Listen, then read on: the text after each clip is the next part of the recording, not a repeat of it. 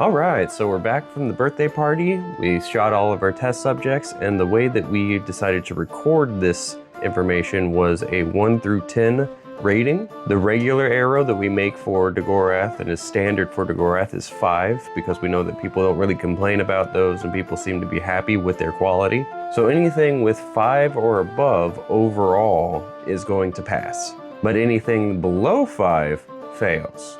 Okay, so you can see here that the arrows that are in black represent very small depth, so 2 millimeters of depth in the base. The gray here represents regular depth in the base. The red represents a layer of EVA foam, which is regular, and a layer of blue foam on top of that.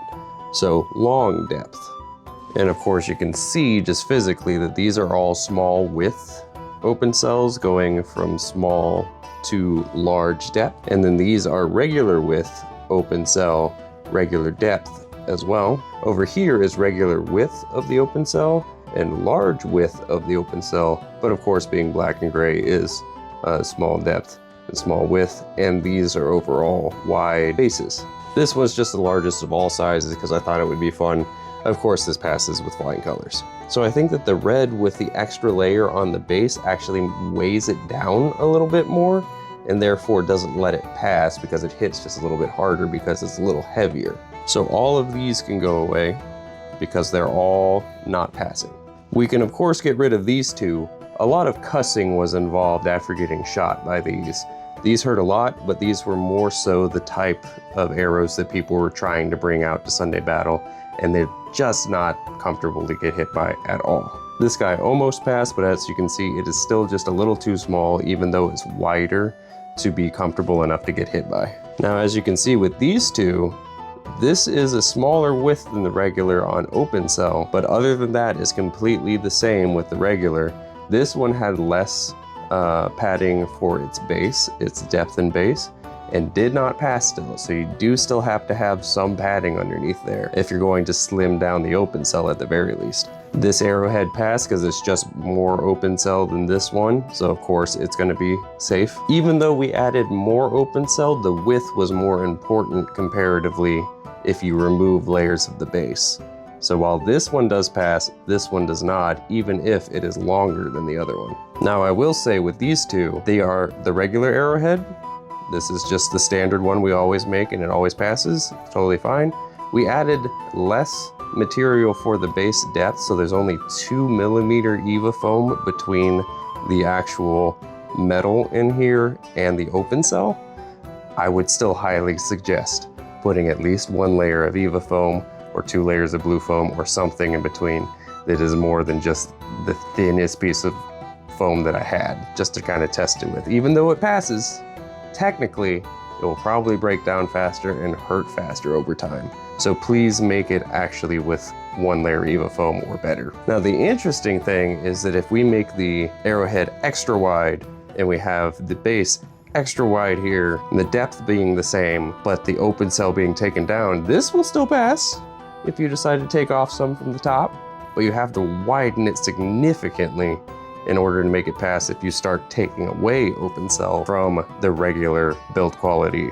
So in conclusion, if you want to take away anything from the regular size arrowhead, you can technically slim it down slightly, but nothing else on the open cell itself. Everything else has to be the same. This does still technically pass because it's slightly slimmer than the regular arrowhead, but that's pretty much it. If you're going to take away even more, you have to spread it out in a different dimension entirely in order to make up for it. That's the only thing we could find that you take away. So anything smaller than this at this point is gonna fail.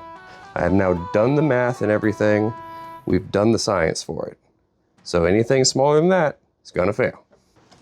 So if you wanna see the specific measurements on, small, regular, open cell width and so on, you can see it on this paper here.